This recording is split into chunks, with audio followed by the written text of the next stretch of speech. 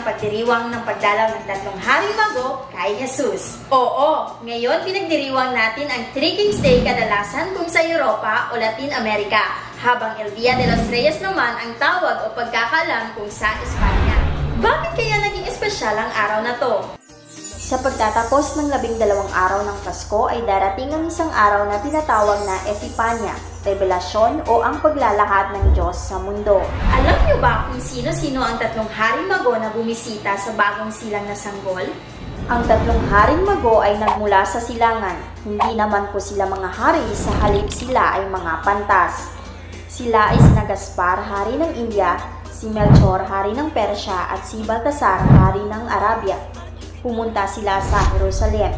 Nakita at sinundan nila ang tala upang hanapin at sumamba sa sanggol na si Jesus, ang pinapaniwalaan na Mesiyas. Naghandog sila ng kani-kanilang regalo batay sa Kristiyanong paniniwala. Ang hari ng Persya na si Melchor ay naghandog ng ginito sa kadahilanang ang bagong silang na Mesiyas ang magiging dakilang hari ng lahat, habang ang hari naman ng India na si Gaspar ay nag-alay ng kamangyan dahil ang bagong silang na Mesiyas ang magiging dakilang saserdote o pari ng lahat.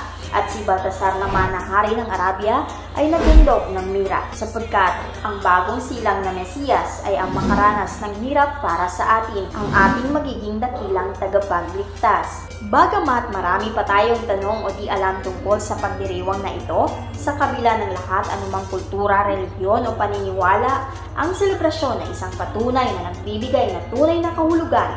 Ito ay ang pagkakaisa, malakas na pananampalataya at pagmamahal na meron tayo sa bawat isa. At yan ay ilan lamang sa mga trivia tungkol sa pagdalaw ng tatlong Haring Mago kay Jesus. Mula dito sa himpilan ng 11th Infantry Alagdan Division, ako si Private Manuel, ang inyong Alagdan Trooper para sa Trivia of the Week.